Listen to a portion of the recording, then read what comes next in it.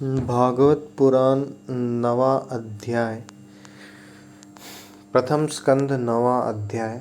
युधिष्ठिर आदि का भीष्म जी के पास जाना और भगवान श्री कृष्ण की स्तुति करते हुए भीष्म जी का प्राण त्याग। सूत जी कहते हैं, इस प्रकार राजा युधिष्ठिर प्रजाद्रोह से भयभीत हो गए। फिर सब धर्मों का ज्ञान प्राप्त करने की इच्छा से उन्होंने कुरुक्षेत्र की यात्रा की, जहाँ भीष्म पितामह सरशय्या पर पड़े हुए थे। शौनकादि ऋषियों उस समय उन सब भाइयों ने स्वर्ण जटित रथों पर, जिनमें अच्छे अच्छे घोड़े जुते हुए थे, सवार होकर अपने भाई युधिष्ठिर का अनुगमन किया। उनके साथ व्यास,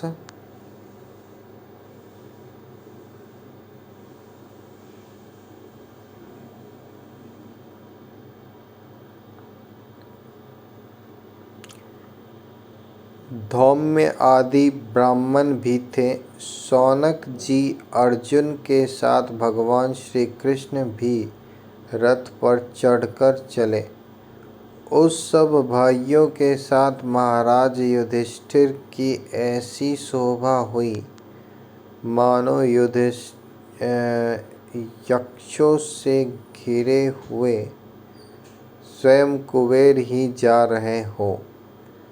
अपने अनुचरों और भगवान श्री कृष्ण के साथ वहां जाकर पांडवों ने देखा कि भीष्म पितामह स्वर्ण से घिरे हुए देवता के समान पृथ्वी पर पड़े हुए हैं। उन लोगों ने उन्हें प्रणाम किया। शौनक जी उसी समय भरतवंशियों के गौरव रूप भीष्म पितामह को देखने के लिए सभी ब्रह्मर्षि, देवर्षि और राजर्षि वहां आए। पर्वत, नारद, धौम्य, भगवान व्यास,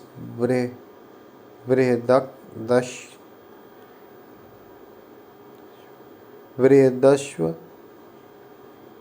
भरद्वाज शिष्यों के साथ परशुराम जी, वशिष्ठ, इंद्र, प्रमद, त्रित, कृतसमद, असित, कक्षीवान, गौतम, अत्रि, विश्वामित्र, सुदर्शन तथा और भी सुखदेव आदि शुद्ध हृदय महात्मागण एवं शिष्यों के सहित कश्यप, अंगिरा पुत्र बृहस्पति आदि मुनिगण भी वहां पधारे।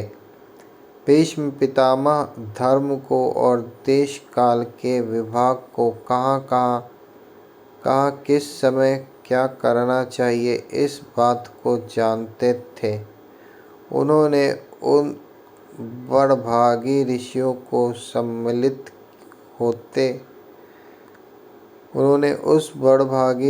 को सम्मिलित हुआ देखकर उनका यथा योग्य सत्कार किया। वे भगवान श्री कृष्ण का प्रभाव भी जानते थे, अतः उन्होंने अपनी लीला से मनुष्य का वेश धारण करके वहां बैठे हुए तथा जगदीश्वर के रूप में हृदय में विराजमान भगवान श्री कृष्ण की बाहर तथा भीतर दोनों जगह पूजा की।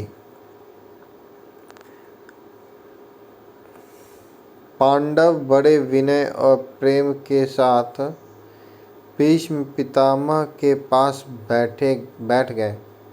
उन्हें देखकर भीष्म पितामह की आंखें प्रेम के आंसुओं से भर गई। उन्होंने उनसे कहा, धर्मपुत्रों, हाय हाय, यह बड़े कष्ट और अन्याय की बात है कि तुम लोगों को ब्राह्मण धर्म और भगवान के आश्रित रहने पर भी इतने कष्ट के साथ जीना पड़ा। जिसके तुम कदापि योग्य नहीं थे। अतिरथी पांडु की मृत्यु के समय तुम्हारी अवस्था बहुत छोटी थी। उन दिनों तुम लोगों के लिए कुंती रानी को और साथ साथ तुम्हें भी बार बार बहुत से कष्ट झेलने पड़े। जिस प्रकार बादल वायु के वश में रहते हैं, वैसे ही लोकपालों के सहित सारा संसार काल भगवान के अधीन है। मैं समझाता हूँ कि तुम लोगों के जीवन में यह जो अप्रिय घटनाएं घटित हुई हैं, वे सब उन्हीं की लीला है। नहीं तो जहाँ साक्षात धर्मपुत्र राजा युधिष्ठिर हो, गदाधारी भीमसेन और धनुर्धारी अर्जुन रक्षा का काम कर रहे हो, गांडीव धनुष हो और स्वयं श्री कृष्ण सुहृद हो, भला वहाँ भी विपत्ति की संभावना है। यह काल रूप श्री कृष्ण कब क्या करना चाहते हैं, इस बात को कभी कोई नहीं जानता। बड़े बड़े ज्ञानी भी इससे जानने की इच्छा करके मोहित हो जाते हैं। युधिष्ठिर, संसार की ये सब घटनाएं ईश्वर इच्छा के अधीन हैं। उसी का अनुसरण करके तुम इस अनाथ प्रजा का पालन करो, क्योंकि अब तुम ही इसके स्वामी और इससे पालन करने में समर्थ हो। ये श्री कृष्ण साक्षात भगवान हैं। ये सबके आदि कारण और परम पुरुष नारायण हैं। अपनी माया से लोगों को मोहित करते हुए ये यदुवंशियों में छिपकर लीला कर रहे हैं। इनका प्रभाव अत्यंत गूढ़ एवं रहस्यमय है। युधिष्ठिर, उसे भगवान शंकर, देवर्षि नारद और स्वयं भगवान कपिल ही जानते हैं, जिन्हें तुम अपना ममेरा भाई, प्रिय मित्र और सबसे बड़ा हितु मानते हो, तथा जिन्हें तुमने प्रेम वश अपनी मंत्री, दूत और सारथी तक बनाने में संकोच नहीं किया है। वे स्वयं परमात्मा हैं। इन सर्वात्मा समदर्शी, अद्वितीय, अहंकार रहित और निष्पाप परमात्मा में उन ऊंचे नीचे कार्यों के कारण कभी किसी प्रकार की विषमता नहीं होती। युधिष्ठिर, इस प्रकार सर्वत्र सम होने पर भी देखो तो सही, वे अपने अनन्य प्रेमी भक्तों पर कितनी कृपा करते हैं। यही कारण है कि ऐसे समय में, जबकि मैं अपने प्राणों का त्याग करने जा रहा हूँ, इन भगवान श्री कृष्ण ने मुझे साक्षात दर्शन दिए हैं। भगवत परायण योगी पुरुष भक्ति भाव से इनमें अपना मन लगाकर और वाणी से इनके नाम का कीर्तन करते हुए शरीर का त्याग करते हैं और कामनाओं से तथा कर्म के बंधन से छूट जाते हैं। वे ही देवदेव भगवान अपने प्रसन्न हास्य और रक्त कमल के समान अरुण नेत्रों से उल्लसित मुख वाले चतुर्भुज रूप से, जिसका और लोगों को केवल ध्यान में दर्शन होता है, तब तक यही स्थित रहकर प्रतीक्षा करें जब तक मैं इस शरीर का त्याग न कर दूं। सूत जी कहते हैं, युधिष्ठिर ने उनकी यह बात सुनकर शरशैया पर सोते हुए भीष्म पितामह से बहुत से ऋषियों के सामने ही नाना प्रकार के धर्मों के संबंध में अनेकों रहस्य पूछे। तब तत्ववेत्ता भीष्म पितामह ने वर्ण और आश्रम के अनुसार पुरुष के स्वाभाविक धर्म और वैराग्य तथा राग के कारण विभिन्न रूप से बतलाए हुए निवृत्ति और प्रवृत्ति रूप द्विविध धर्म, दान धर्म, राजधर्म, मोक्ष धर्म, स्त्री धर्म और भगवत धर्म, इन सब का अलग अलग संक्षेप और विस्तार से वर्णन किया। शौनक जी, इनके साथ ही धर्म, अर्थ, काम और मोक्ष, इन चारों पुरुषार्थों का तथा इनकी प्राप्ति के साधनों का अनेकों उपाख्यान और इतिहास सुनाते हुए विभागशः वर्णन किया। भीष्म पितामह इस प्रकार धर्म का प्रवचन कर ही रहे थे कि वह उत्तरायण का समय आ पहुंचा, जिसे मृत्यु को अपने अधीन रखने वाले भगवत परायण योगी लोग चाहा करते हैं। उस समय हजारों रथियों के नेता भीष्म पितामह ने वाणी का संयम करके मन को सब ओर से हटाकर अपने सामने स्थित आदि पुरुष भगवान श्री कृष्ण में लगा दिया। भगवान श्री कृष्ण के सुंदर चतुर्भुज विग्रह पर उस समय पीताम्बर फहरा रहा था। भीष्म जी के आंखें उसी पर एकटक लग गई। उनको शास्त्रों की चोट से जो पीड़ा हो रही थी वह तो भगवान के दर्शन मात्र से ही तुरंत दूर हो गई तथा भगवान की विशुद्ध धारणा से उनके जो कुछ अशुभ शेष थे वे सभी नष्ट हो गए। अब शरीर छोड़ने के समय उन्होंने अपनी समस्त इंद्रियों के वृत्ति विलास को रोक दिया और बड़े प्रेम से भगवान की स्तुति की।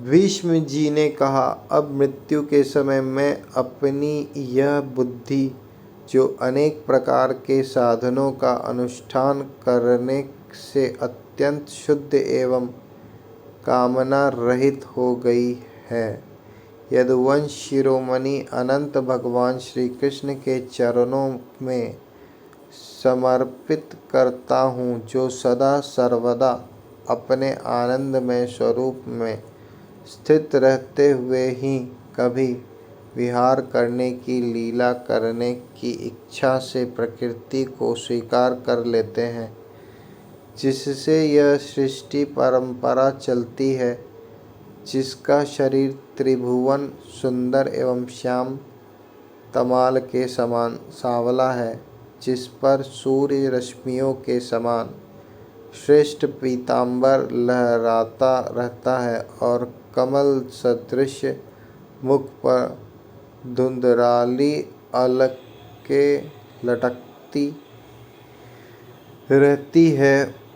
उन अर्जुन सखा श्री कृष्ण में मेरी निष्कपट प्रीति हो। मुझे युद्ध के समय की उनकी वह विलक्षण छवि याद आती है।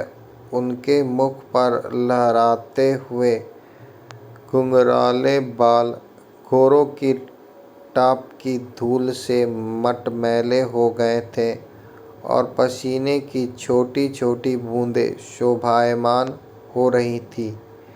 मैं अपने तीखे बाणों से उनकी त्वचा को बींध रहा था। उस सुंदर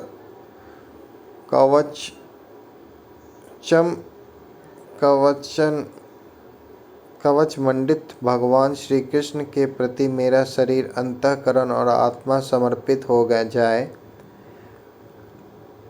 अपने मित्र अर्जुन की बात सुनकर, जो तुरंत ही पांडव सेना और कौरव सेना के बीच में अपना रथ ले आए और वहां स्थित होकर जिन्होंने अपनी दृष्टि से ही शत्रु पक्ष के सैनिकों की आयु छीन ली, उन पार्थ सखा भगवान श्री कृष्ण में मेरी परम प्रीति हो।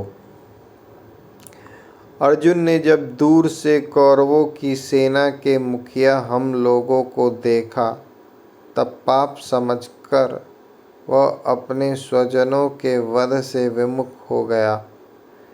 उस समय जिन्होंने गीता के रूप में आत्मविद्या का उपदेश करके उसके सामयिक अज्ञान का नाश कर दिया, उन परम पुरुष भगवान श्री कृष्ण के चरणों में मेरी प्रीति बनी रहे। मैंने प्रतिज्ञा कर ली थी कि मैं श्री कृष्ण को शस्त्र ग्रहण कराकर छोड़ूंगा। उससे सत्य एवं ऊंची करने के लिए उन्होंने अपनी शस्त्र ग्रहण न करने की प्रतिज्ञा तोड़ दी। उस समय वे रथ से नीचे कूद पड़े और सिंह जैसे हाथी को मारने के लिए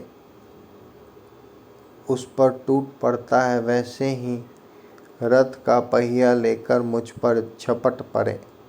उस समय वे इतने वेग से दौड़े कि उनके कंधे का दुपट्टा गिर गया और पृथ्वी कांपने लगी। मुझे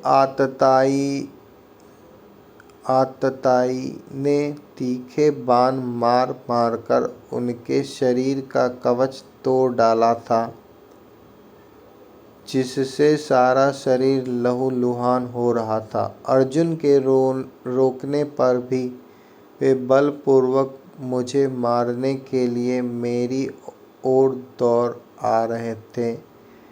वे ही भगवान श्री कृष्ण जो ऐसा करते हुए भी मेरे प्रति अनुग्रह और भक्त वत्सलता से परिपूर्ण थे, मेरी एकमात्र गति हो, आश्रय हो। अर्जुन के रथ की रक्षा में सावधान जिन श्री कृष्ण के बाएं हाथ में घोड़ों की रास थी और दाहिने हाथ में चाबुक, इन दोनों की शोभा से उस समय जिनकी अपूर्व छवि बन गई थी तथा महाभारत युद्ध में मरने वाले वीर जिनकी इस छवि का दर्शन करते रहने के कारण सारूप्य मोक्ष को प्राप्त हो गए, उन्हीं पार्थ सारथी भगवान श्री कृष्ण में मुझ मरणासन्न की परम प्रीति हो, जिनकी लटकीली सुंदर चाल, हाव भाव युक्त चेष्टाएं, मधुर मुस्कान और प्रेम भरी चितवन से अत्यंत सम्मानित गोपियां रास लीला में उनके अंतर्धान हो जाने पर प्रेमानंद से मतवाली होकर जिनकी लीलाओं का अनुकरण करके तन्मय हो गई थी, उन्हीं भगवान श्री कृष्ण में मेरा परम प्रेम हो। जिस समय युधिष्ठिर का राजसूय यज्ञ हो रहा था, मुनियों और बड़े बड़े राजाओं से भरी हुई सभा में सबसे पहले सबकी ओर से इन्हीं सबके दर्शनीय भगवान श्री कृष्ण की मेरी आँखों के सामने पूजा हुई थी। वे ही सबके आत्मा प्रभु आज इस मृत्यु के समय मेरे सामने खड़े हैं। जैसे एक ही सूर्य अनेक आँखों से अनेक रूपों में दिखते हैं, वैसे ही अजन्मा भगवान श्री कृष्ण अपने ही द्वारा रचित अनेक शरीरधारियों के हृदय में अनेक रूप से जान पड़ते हैं। वास्तव में तो वे एक और सबके हृदय में विराजमान है ही। उन्हीं इस भगवान श्री कृष्ण को मैं भेद भ्रम से रहित होकर प्राप्त हो गया हूँ। सूत जी कहते हैं, इस प्रकार भीष्म पितामह ने मन, वाणी और दृष्टि की वृत्तियों से आत्मस्वरूप भगवान श्री कृष्ण में अपने आप को लीन कर दिया। उनके प्राण वहीं विलीन हो गए और वे शांत हो गए। उन्हें अनंत ब्रह्म में लीन जान जानकर सब लोग वैसे ही चुप हो गए जैसे दिन के बीत जाने पर पक्षियों का कलरव शांत हो जाता है। उस समय देवता और मनुष्य नगाड़े बजाने लगे। साधु स्वभाव के राजा उनकी प्रशंसा करने लगे और आकाश से पुष्पों की वर्षा होने लगी।